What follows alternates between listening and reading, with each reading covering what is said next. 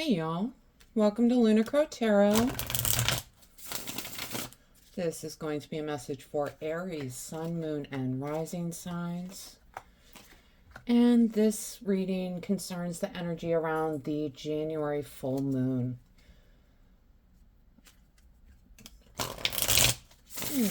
Full moons are good for letting go of that which no longer serves you. It's for bringing about endings, releasing anything that needs to be released. I think it's great this first new moon of the new year, or full moon of the new year, is right after January 1st. It's going to be on January 3rd. So it's a great time to be releasing any of that negative energy when we're setting our resolutions for the year. If you haven't already, go ahead and hit that subscribe button. That way you don't miss out on future messages. We're going to start off with an oracle card. And we have Nemesis, she who avenges, revenge, outcomes, justice. Are you seeking some sort of justice in your life right now? We need to make a wrong right. Okay? All right, let's get into these cards, y'all. And the first two we have got Ace of Swords, Eight of Wands. Aces are great for new beginnings. Ace of Swords, I'm hearing some sort of new idea coming in. Something is brewing. And we've got it with the Eight of Wands. Eight of Wands is a super fast-moving energy. It can be a card of like blessings coming in. But with the Ace of Swords, I'm seeing some sort of new idea is brewing, is coming together, is coming into the front of your mind. All right, and I love this for y'all. We have got the Four of Wands and the Sun card. All right, Four of Wands is really, it can be a card of marriage, but it's really a card of rebirth, renewal, celebration. Sometimes called the card of 1111 because we can see 1111 on there. But paired with the Sun card, the Sun is really success. It's spontaneity, it's celebration, it's abundance. You can see they're dancing through this field of sunflowers, a common symbol of abundance, right? And they're just having a grand old time. So these two together, whatever this new beginning is for you that's coming in, I see it leading to a lot of happiness for you, a lot of celebration, a lot of good times ahead. All right, now that is the good news. Now we also, next cards are the Tower and the Six of Pentacles.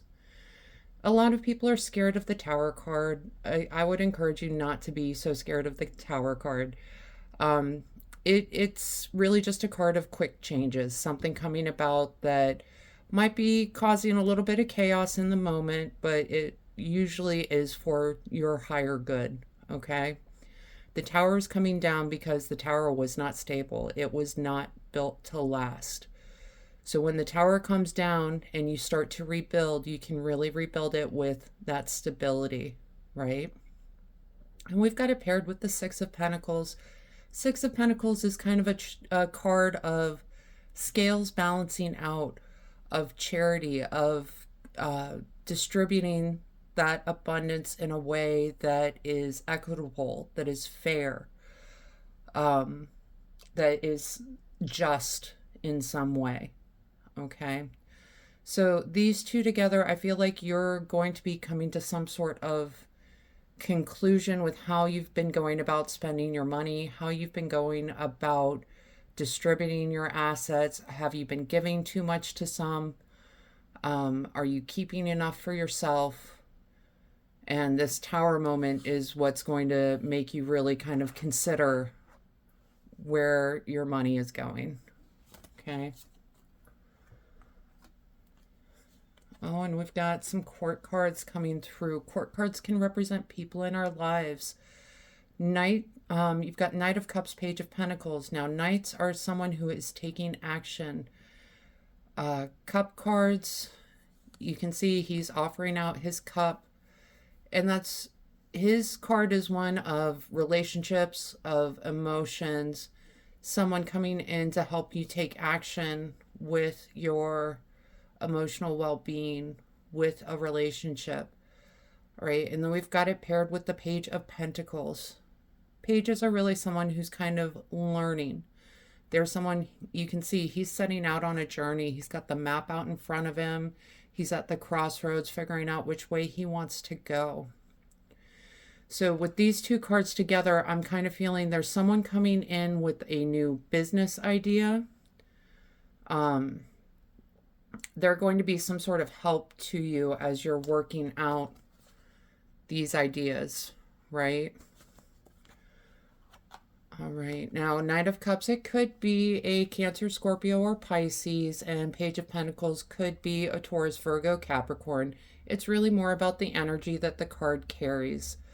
Pentacles are really the suit of earthly matters, so money and health. I'm wondering if you and your partner are going to be working on some new business venture moving forward, because someone's encouraging you to take action, and someone in this situation is definitely learning about which path is going to be the best way for them to take to get to that level of abundance. And we have also got the Queen of Wands paired with the Star card. Now, the queens tend to be more of an intuitive guidance on our lives. Again, we've got the sunflower with the abundance coming through. Sunflowers could be significant to someone in this collective. But wands are really, they're concerned about passion projects, drive, purpose. Okay? So someone in your life that's going to help with this business venture, and someone that really is on board with whatever this idea is, since we've got it paired with the Star card. Star card represents hope and healing, and possibility. She is pulling in the divine and leaving it on earth for us, right? It's that kind of as above, so below energy. So whoever this Queen of Wands is coming in, she is going to be just your number one fan. All right. So keep an eye out for that person. I do want to talk bottom of the deck cards real quick with you guys. All right. And we have got the Death card paired with the Seven of Cups. The Death card, again, another card that a lot of people are afraid of, but really the Death card is about transformation, right? It's about movement. It's moving into a new energy. In order for something new to begin, something else has to end, right? And that's what the Death card brings about. So yes, you're going through this ending. Yes, you're going through this tower moment, but what it's bringing in, the doors that are opening, is what's going to lead to this insane amount of happiness and abundance in your future.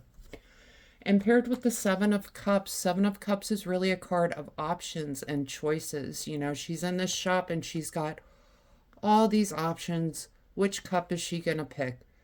So really, I want you to take the time to consider your options. Yes, you have this great new idea. Yes, you have people on your side supporting you. That doesn't mean just run like a bull through the china shop, right? Take the time to make a plan. Take the time to understand how you're going to get from A to B to C, okay? If you need to, reverse engineer it, right? Start off with saying, okay, this is where I want to get to. Now, what's going to be the step right before this abundance and prosperity comes in for me? What's going to be that step? Then what's going to be the step before that? So kind of work backwards if you need to. But there's lots of ways to go about this. Just understand that you do have options. And the message I'm hearing is make a plan. Okay? All right, we're going to move on to some oracle cards here, just to see what other messages come through.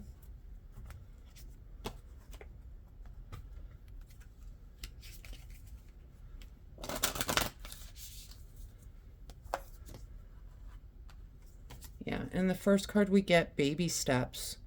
Action. Follow your intuition before it makes sense. So definitely taking some sort of action with this new idea, but baby steps. Remember what I was saying. Really consider all those options and really consider the plan that you want to make moving forward. And trust your gut instincts is also what I'm hearing. It's this follow your intuition before it makes sense. Sometimes we do things and we're not exactly sure why we do them, but it makes sense in the moment. It's that gut instinct. But when you're making your plan, just listen to your intuition, okay? And make sure you're taking baby steps. And the next card we get is on call. Healer, seer, priestess, soul purpose, okay?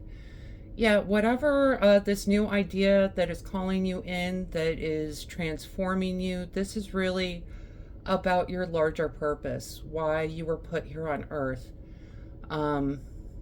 It's going to be something that is helpful, that helps move us forward, okay?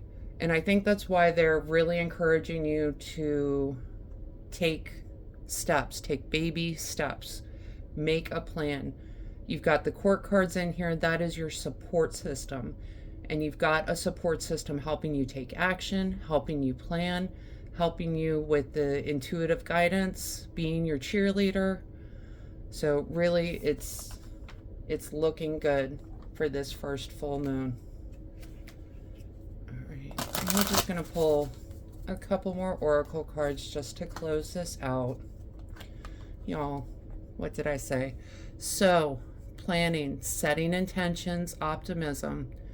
Yeah, you have the luxury of knowing that you can move forward with optimism, with hope. All right? Because it's there. It's there for the taking. Planning, definitely planning.